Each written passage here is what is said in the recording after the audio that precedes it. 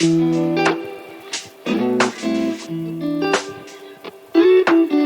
y'all, welcome to Soul Sisters Synergy. This is a space where women come together to grow, heal, and keep it real.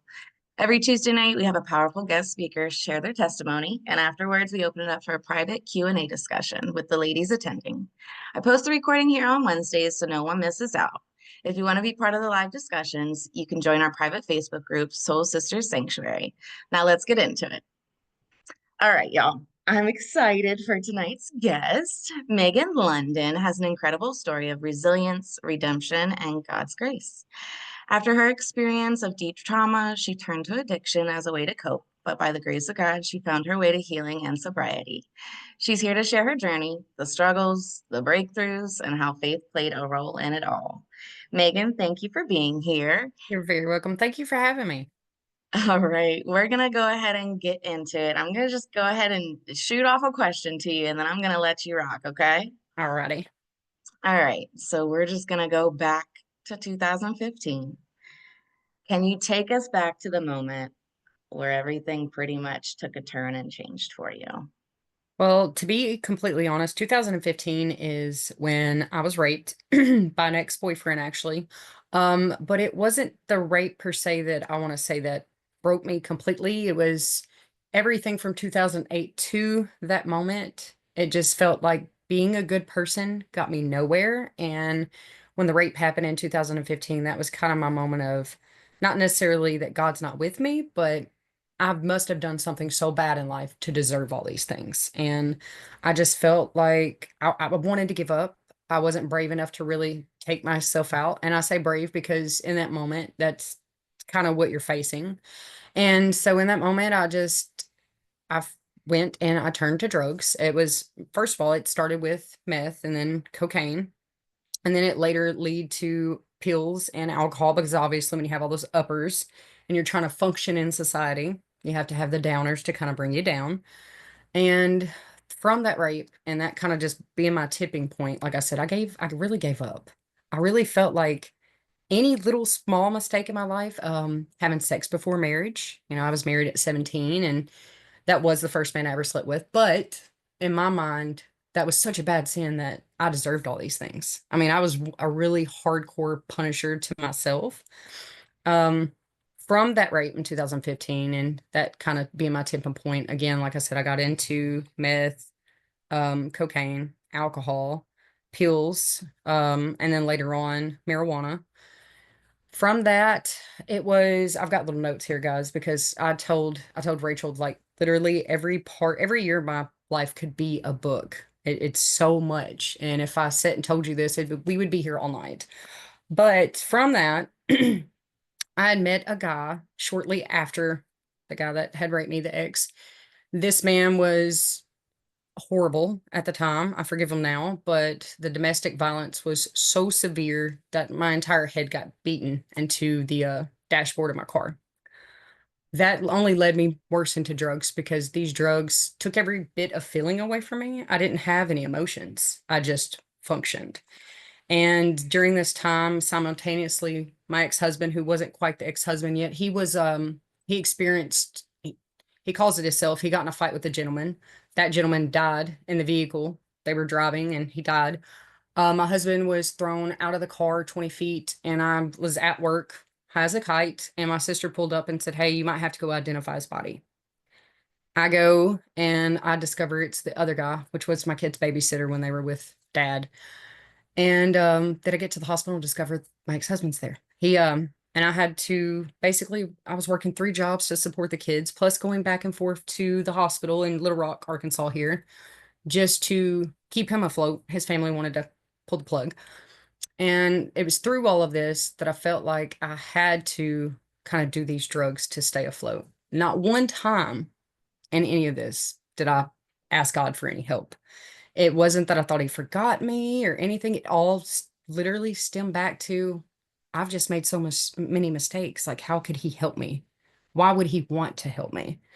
And I was an Olympic gold medalist of running from God because he would ping me. There was twice that I tried to take my own life afterwards, after all these things happened.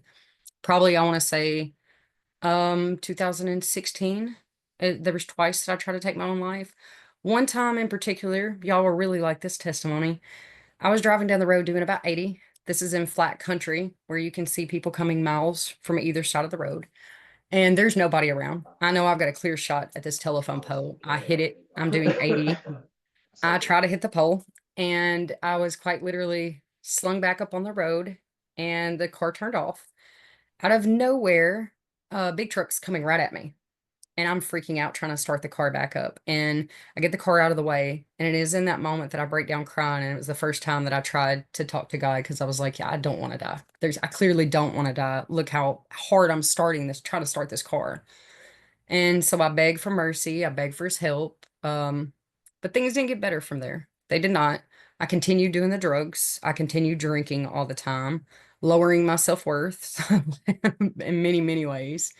I did so many things in that year two time frame that I'm still so incredibly ashamed of that I don't share all of them quite yet. I've got to get to a point where I can still kind of forgive myself because there's many things I still don't forgive myself for.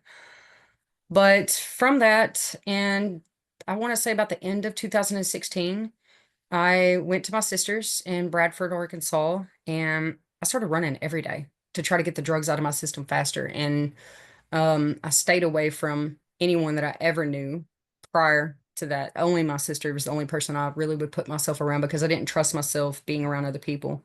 And I spent every day running and sweating those drugs out and talking to God. And it was the first time I'd really talked to him since I was a little girl. I was raised in a church. I was baptized in 1998. I still have the same Bible, still toted it around.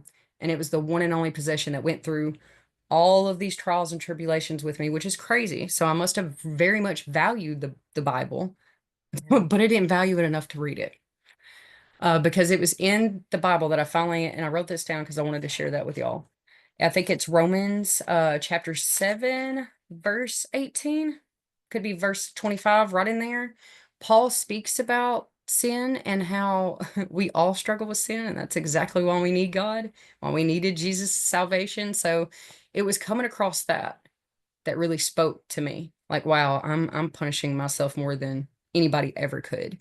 So it was at that point, like I said, I'd quit doing meth and asked him for help on that. And the way that he took that away is, I can't describe it. That drug is it. I am a walking fluke for, data and analytics for people who were on drugs. Most people, they need recovery. They need the 12-step programs, and those are wonderful. But I just asked him for help, and he just took it away from me.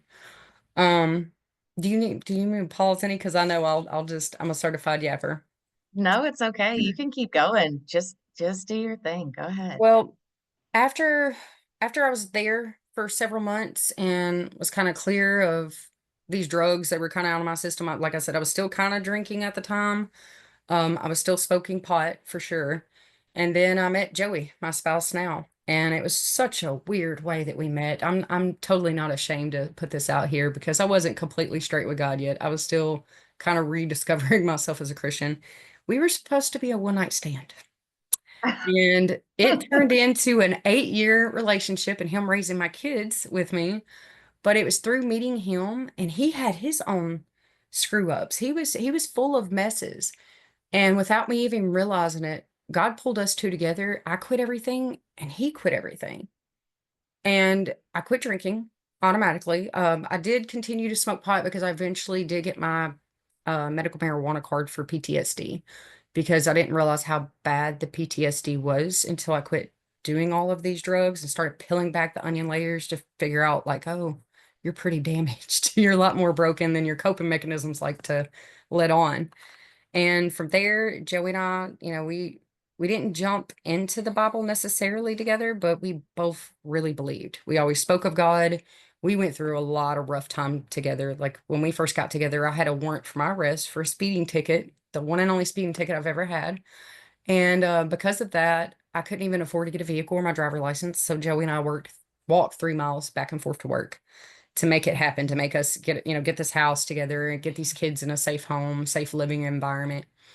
And then eventually things all changed. We moved to Hot Springs. And from that, like I said, I was still smoking the pot. I was still smoking cigarettes constantly because I eventually quit all these things. y'all, quit all these things. But once we moved to Hot Springs, things started really to shift.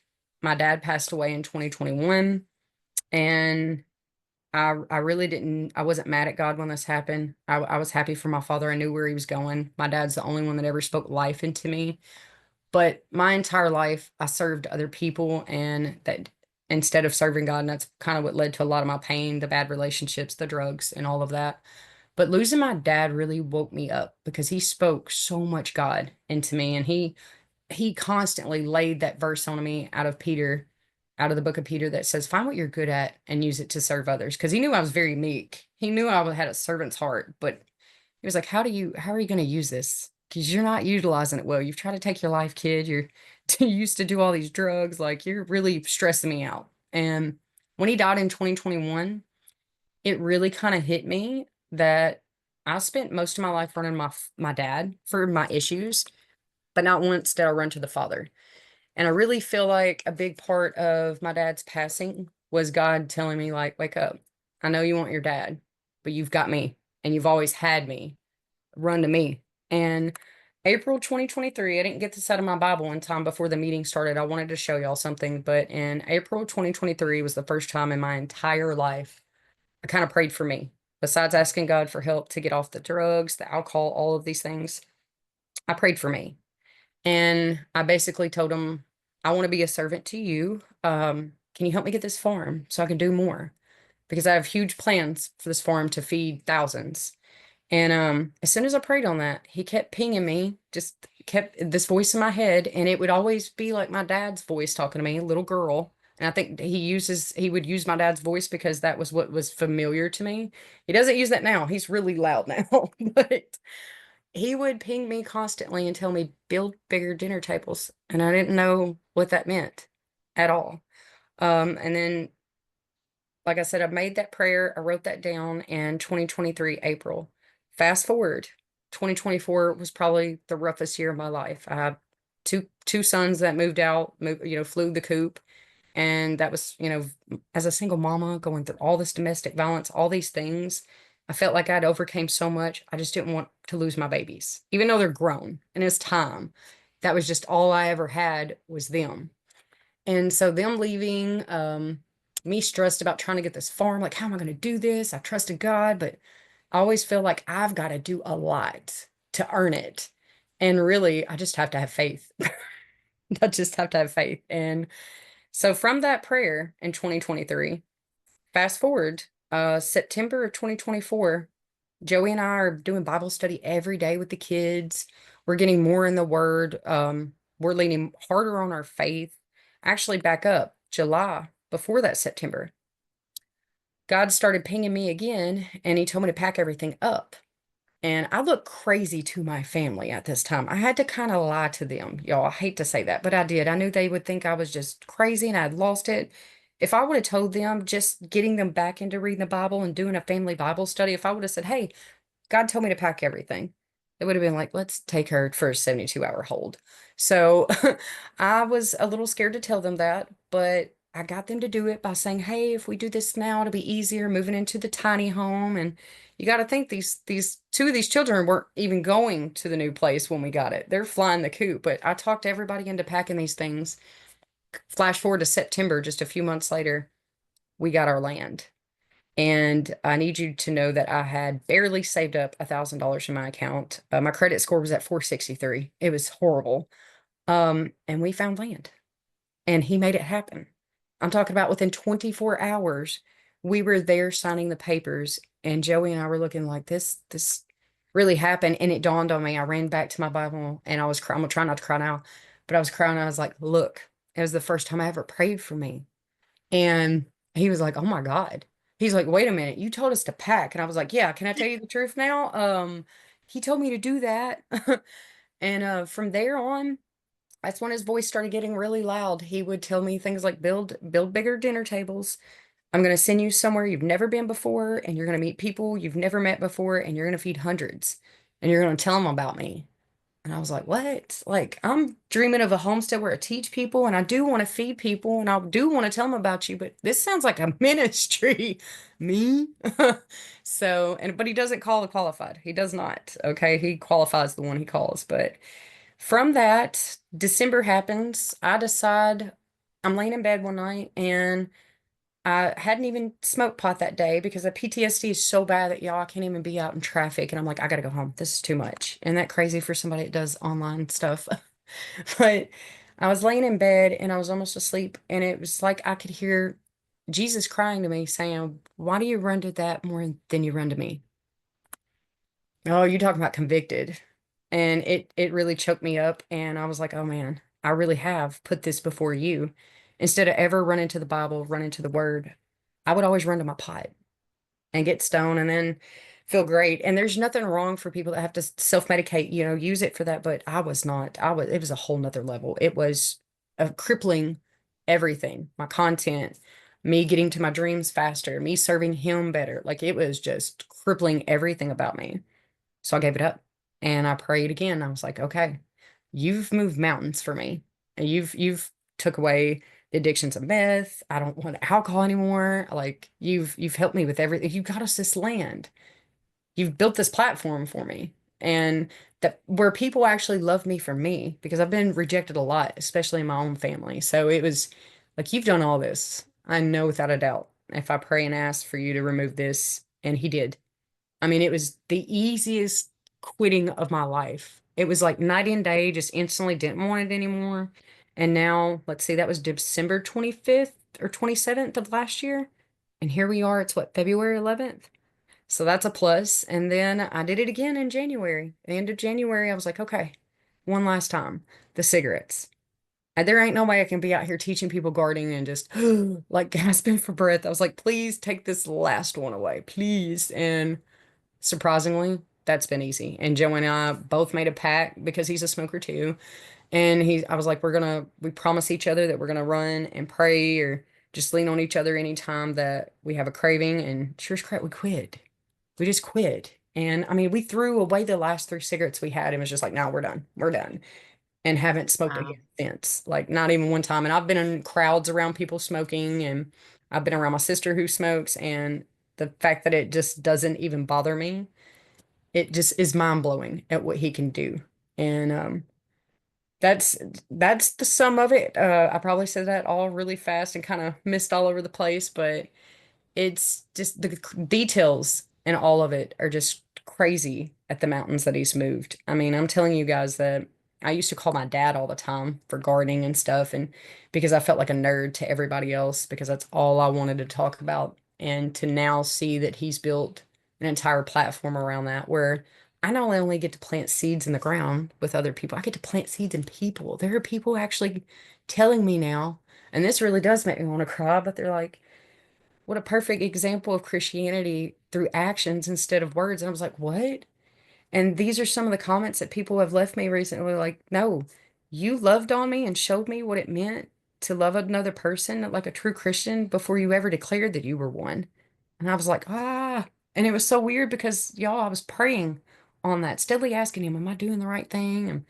And I know I'm probably not being loud enough about you, but I don't want to mess up and say the wrong things. Like, because in this world, especially online, sometimes if you're not exactly precise, if you're a new baby Christian or just reborn into it like I am, it it feels like if you're not perfect every time, or you don't measure up to everybody else that might be spreading the word online, then they tell you you're not qualified. Don't do it. And of course, they're not the one that deems you qualified. He does, but it's a lot of pressure and it does make you feel shameful and embarrassed. Like, okay, maybe I shouldn't do this. But the louder he gets in my head, the more I know, like, no, this is definitely my purpose. It's definitely I can't run from it anymore. But just to give you a little info on what we're actually doing with this homestead, because I think you guys will like this. When he said build bigger dinner tables, all I could think of was like the Last Supper when they all pulled up just so he could kind of tell them everything about what he stood for, what was about to happen, spreading the good news.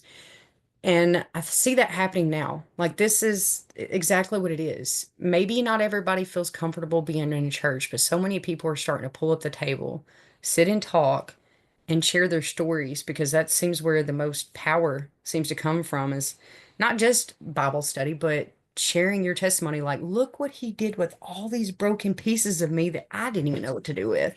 So it's honestly really awesome. But we're gonna take this homestead. We're actually going to farm it and produce enough food to have a food pantry out there. We're going to use funds from letting people come out there and us teach them hands-on because so many people have demanded that.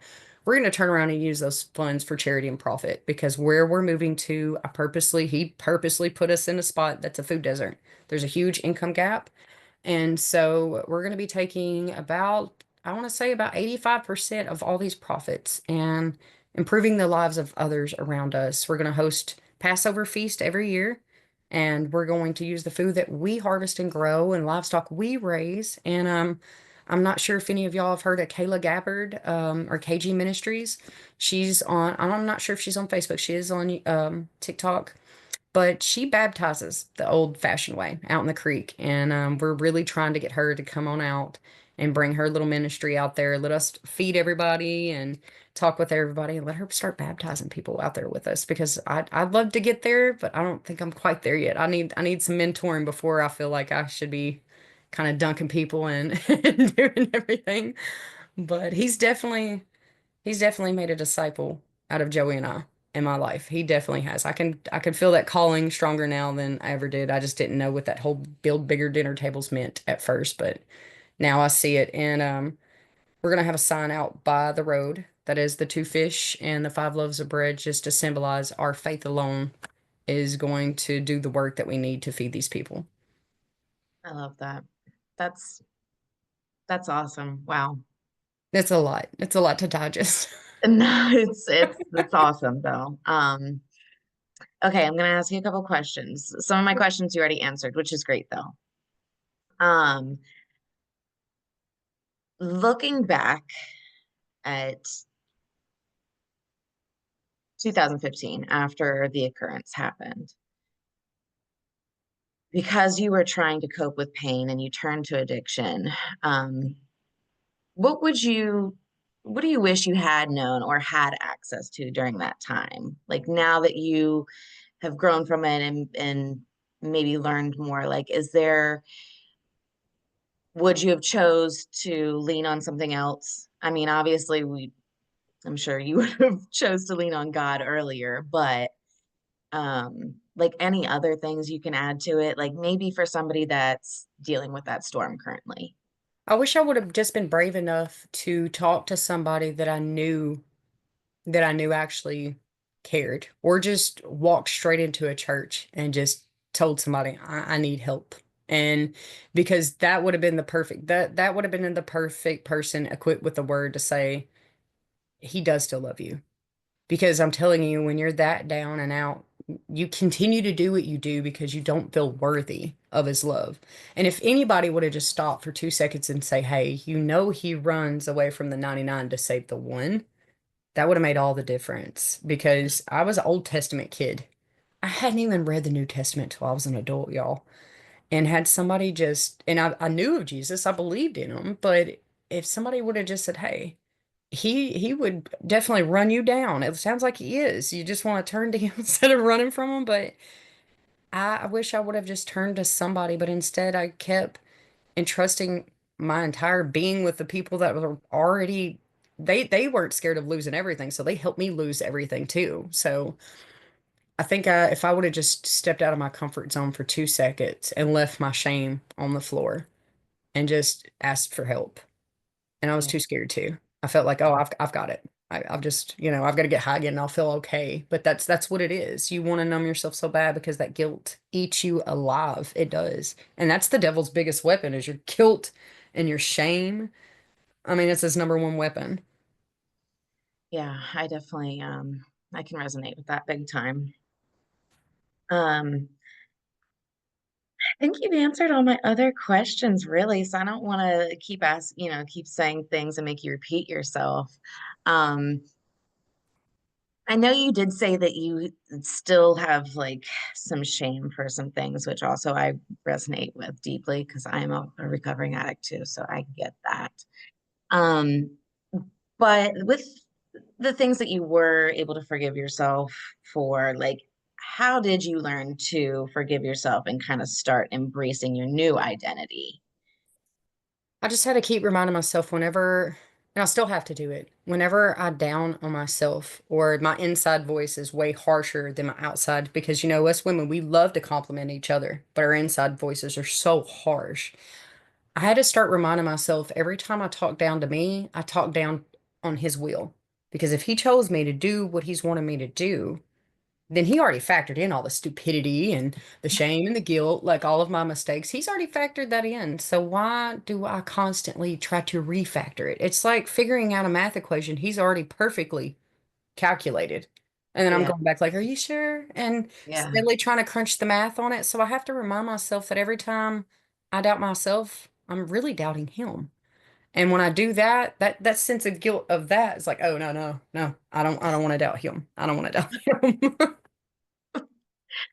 okay, that's good. That's good. I like that. All right, we're gonna go ahead and kind of come to a close here for our recording, and then we're gonna open it up. So, Megan, thank you so much for sharing your story with us. It was very powerful. You kept it real, you kept it raw, and it was also still full of hope. For those of you watching on YouTube, I hope this message spoke to you in some type of way. And if you want to be a part of these live sessions and join the discussion, you can come hang out with us in Soul Sisters Sanctuary on Facebook. That's where you can get the Zoom link every week and be a part of these powerful conversations in real time. Thank you for watching, and I'll see y'all soon.